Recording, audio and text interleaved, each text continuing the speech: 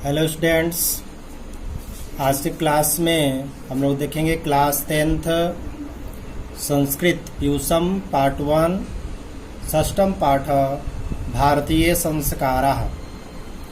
आज हम लोग भारतीय संस्कारा चैप्टर जो संस्कृत का जो प्यूसम भाग 1 है उसमें छठा पाठ है।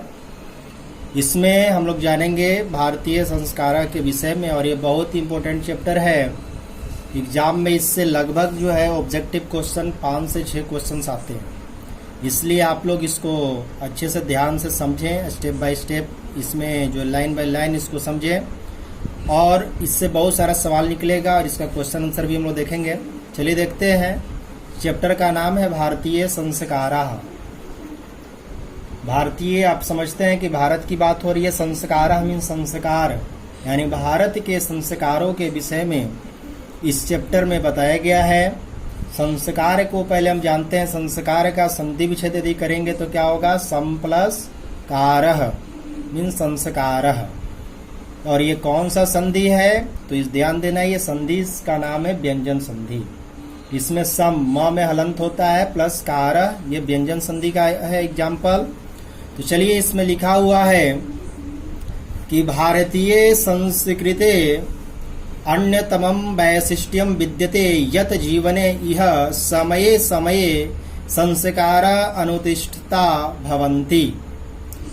भारतीय संस्कृते, भारतीय संस्कृते, देखिए यहाँ सप्तमी व्यक्ति लगा हुआ है। भारतीय संस्कृति में अन्यतमं वैशिष्ट्यं विद्यते यत् जीवने इह समये समये संस्कारा अनुतिष्ठता भवन्ति।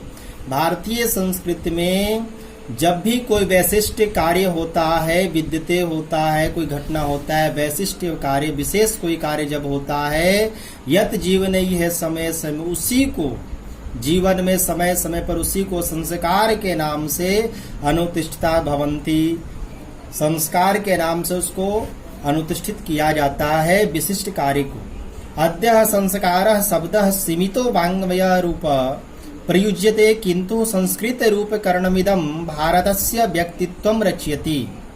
मिस अद्य मिस आज जो है संस्कार जो शब्द है वो क्या होते जा रहा है? सीमित, मतलब सीमित होता जा रहा है, सिकुड़ता जा रहा है। वाङ्मय रूप प्रयुज्यते किंतु, जबकि इसका संस्कार का बहुत बड़ा प्रयोजन है, बहुत बड़ा रूप है, किंतु संस्कृत रूप कर्णमिदं भारतस्य व्यक्तित्वं रचति। और यही संस्कार से जो है भारत के व्यक्तित्व की रचना होती है। भारत में जो है संस्कार से ही जो है संस्कृति का निर्माण होता है, व्यक्तित्व का, मनुष्य के व्यक्तित्व का वर्णन होता है, निर्माण होता है। ये संस्कार ही है। लेकिन ये दुर्भाग्य है कि हमारे देश में ये संस्कार जो है सीमित होते जा रहे हैं। विदेशे निवसन्तो भारतीय संस्कारान् प्रति उन्मुखा जिज्ञासवश्यः। विदेशे निवसन्तो, जो विदेश में हैं, जो निवास करते हैं, उनको भी भारतीय संस्कार के प्रति जो है उन्मुख जिज्ञासा होता है। वो भी चाहते हैं कि हम अपने भारतीय संस्कार परंपरा में बंधे रहें। पाठे अस्मिन् तेषां संस्काराणां संक्षिप्तः परिचयोपन महत्वञ्च निरूपितम्। पाठे अस्मिन्, इस पाठ में, तेषां संस्काराणां संक्षिप्त, उन सभी संस्कारों में से संक्षिप्त रूप में कुछ परिचय दिया गया है। महत्वञ्च निरूप्यति, उसी के संस्कार के महत्वों के विषय में इसमें वर्णन किया गया है। तो चलिए हम लोग देखते हैं इस पाठ में क्या संस्कार के विषय में वर्णन है। तो लिखा हुआ है, भारतीय जीवने प्राचीन कालतः संस्कार महत्वं धारयन्।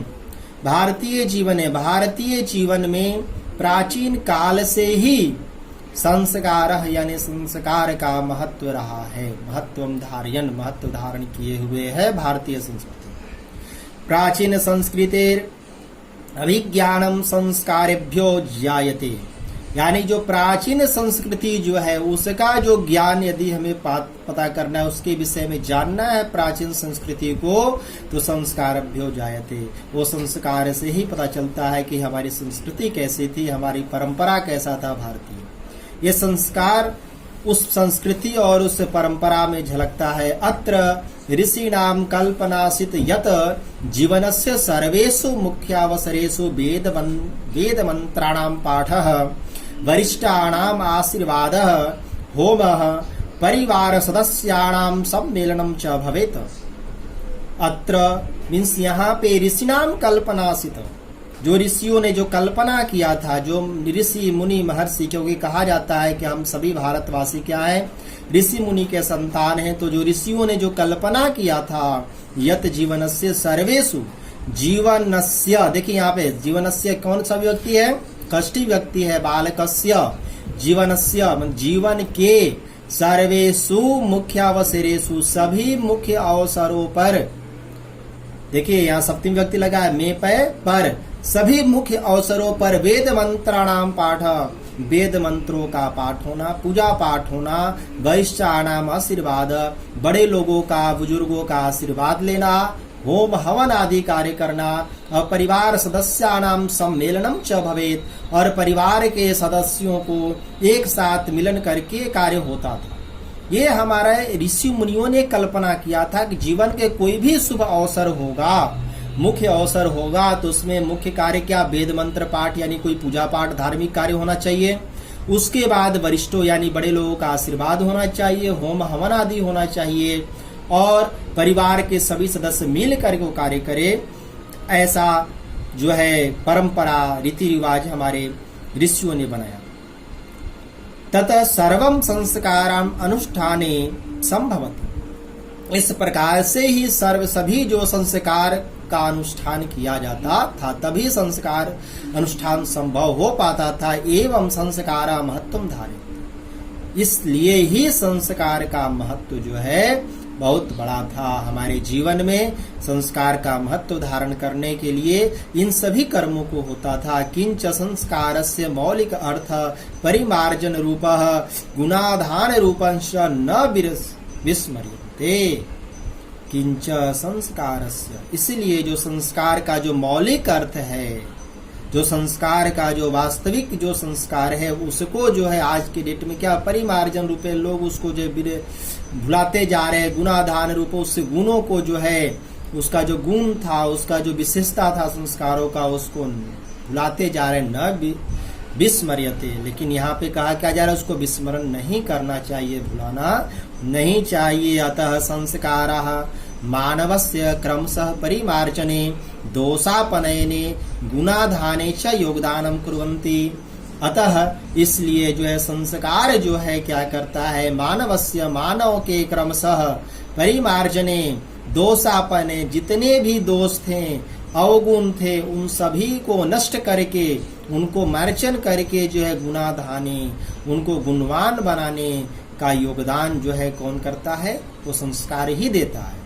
यानी कि जितने भी दोष है अवगुण है दूर करने का प्रयास ये संस्कार के माध्यम से ही होता है। संस्कारः प्रायेण पंचविधा सन्ति, संस्कार को प्रायः जो है 5 विधा में बांटा गया है। देखिए अब यहाँ से एक सवाल निकलता है कि संस्कार कति विद्या सन्ति, कितने विधा में बांटा गया है, तो 5 विधा यानी 5 विधा में संस्कार को बांटा गया। और 5 विधा कौन कौन है, तो पहला है जन्म पूर्वाश्रय, शैशवाः 6, शैक्षणिका 5, गृहस्थ संस्कार, विवाह रूप 1, मरणोत्तर संस्कारश्च। देखिए 5 कौन कौन हुआ, एक हुआ जन्म पूर्व संस्कार, जन्म से पूर्व संस्कार। दूसरा शैशवा संस्कार, जन्म के बाद संस्कार। तीसरा जो है शैक्षणिका संस्कार, शिक्षण अध्ययन का संस्कार। और जो चौथा है आपका गृहस्थ संस्कार। ठीक है, 1, 2, 3 और 4। और उसके बाद जो है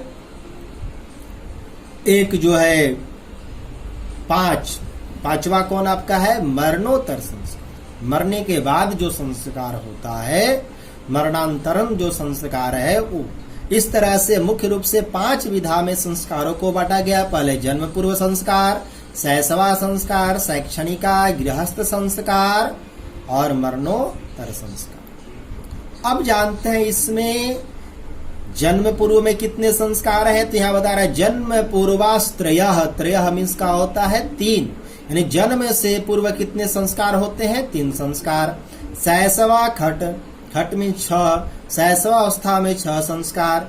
शैक्षणिका 5, शैक्षणिका संस्कार में 5 संस्कार है और गृहस्थ संस्कार में 1 संस्कार है जो विवाह संस्कार होता है और मरणोत्तर संस्कार लास्ट संस्कार है।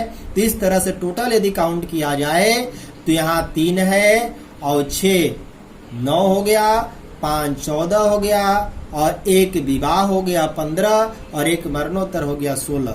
यानी टोटल यहाँ लिखा हुआ एवं षोडश संस्कारः भवन्ति, इसलिए ही 16 संस्कार होते हैं। षोडश में इसका हुआ 16। तो याद रखना है कति संस्कारः भवन्ति, तो षोडश संस्कारः भवन्ति। अब यहाँ सवाल आ सकता है जन्म पूर्व कति संस्कारः भवन्ति, तो 3, शैशवा कति, तो घट, शैक्षणिका कति, तो 5, गृहस्थ संस्कार कति, तो 1, विवाह रूप 1 होता है जो विवाह संस्कार गृहस्थ में, और मरणोत्तर 1। तो इस प्रकार से टोटल कितने संस्कार हुए? 16 संस्कार हुए। आयकर जन्म पूर्व संस्कारेषु गर्भाधान। अब देखिए जन्म से पूर्व जो है जितने संस्कार है उसमें जो है मुख्य कौन कौन है? तो इसमें पहला आ रहा है गर्भाधान संस्कार, पुंसवनम संस्कार और सीमंतोन्नयनम चेति त्रयो भवन्ति। इस प्रकार से जन्म से पूर्व 3 संस्कार है। यहाँ बताया था जन्म पूर्व 3 संस्कार, तो जन्म से पूर्व 3 संस्कार, एक है गर्भाधान, दूसरा है पुंसवनम, तीसरा है सीमंतोन्नयनम चेति त्रयो भवन्ति। 3 संस्कार है। गर्भाधान मीन्स गर्भ धारण करना, दूसरा है पुंसवनम उस गर्भ की रक्षा करना, और तीसरा है सीमंतोन्नयनम यानी जो गर्भ में पल रहे शिशु हैं उसके लिए प्रसन्नता की भाव रखना, उसको जो है खुश रखना, उनको जो है सुख समृद्धि के साथ अपनी पत्नी को रखना, ये जो है ये सीमंतोन्नयन संस्कार है, मतलब प्रसन्नम चेति संस्कार। तो इस प्रकार से 3 संस्कार है। उसके बाद जो है देखिए यहाँ पे बता रहा है 3 संस्कार में पहला अत्र गर्भारक्ष जो गर्भधान में था, गर्भस्थ संस्कारोपणम और जो गर्भ में जो शिशु पल रहा उसका संस्कार का रोपण गर्भ के रूप में, और गर्भवत्याश्च प्रसन्नता चेति प्रयोजकम कल्पितमस्ति, और जो गर्भ में जो शिशु पल रहा है उसकी प्रसन्नता के लिए जो है प्रयोजन करना, ये एक संस्कार सीमंतोन्नयनम हुआ। तो इस प्रकार से गर्भ में 3 संस्कार, पहला गर्भाधान, दूसरा पुंसवनम और तीसरा सीमंतोन्नयनम। इस तरह से 3 संस्कार गर्भ के अंदर हुए। उसके बाद जो है शैशव संस्कार। अब देखिए शैशव में कितने संस्कार थे? तो खट में 6 संस्कार थे शैशवा संस्कार में। तो 6 संस्कार में कौन कौन है? जात कर्म, नामकरणम, निष्कर्मणम, अन्नप्राशनम, चूड़ा कर्म, कर्णभेदश्चेति क्रमशः भवन्ति। इस प्रकार से शैशव संस्कार में जब शिशु जन्म ले लिया, शिशु का जब जन्म हुआ तो जन्म के बाद जो है उसका 5 खट संस्कार है, 6 संस्कार है शैशवा में। पहला है जात कर्म, किस जाति में पैदा हुआ, जिस जाति में पैदा हुआ उस जाति का उसका जात कर्म संस्कार होगा। फिर नामकरण संस्कार, जो बच्चे का शिशु का नाम क्या रखा जाए। उसके बाद निष्कर्मण संस्कार। अब देखिए बच्चा का नाम हो गया, नामकरण संस्कार ये तो खासकर फेमस संस्कार है, लोग करते हैं गांव घरों में जो भी है, लेकिन बहुत सारे संस्कार हम लोग भूलते जा रहे हैं। इसमें निष्क्रमण संस्कार एक है, ये भी एक ऐसा संस्कार है जिसमें अब बच्चा का तो नामकरण हो गया, अब बच्चा घर से बाहर निकल रहा है, मतलब अपने गली मोहल्ला में जा रहा है, उसको गोद में लेकर जा रहे हैं या बच्चा खुद निकलने का प्रयास कर रहा है, यह है निष्क्रमण संस्कार, घर से बाहर निकलना। ये भी एक संस्कार होता था, इसके लिए भी पूजा पाठ धार्मिक कार्यक्रम करने के बाद बच्चा को बाहर निकाला जाता था। उसके बाद है अन्नप्राशन। अब बच्चा को जो है अन्नप्राशन होगा, उसको जिसको मोजूठी कहें या जो भी कहें उसको अन्न पहली बार बच्चा को दिया जाएगा। उसके बाद चूड़ा कर्म है, ये चूड़ा कर्म संस्कार है जो है इसको बोलते हैं मुंडन के थ्रू, यानी जो बच्चा जो गर्भ से जो उसका जो बाल था उस बाल को जो है मुंडन करना, ये चूड़ा कर्म संस्कार है। उसके बाद कर्णभेद यानी कान छिदना, यह भी एक संस्कार है, क्रमशः भवन्ति। इस प्रकार से 6 संस्कार शैशव संस्कार के अंतर्गत आते हैं। ठीक है, तो इस तरह से आज हमने इस वीडियो में इतना आधा देखा है, क्योंकि वीडियो बहुत लंबा हो जाएगा। इसलिए यहीं पे हम आज ब्रेक करेंगे।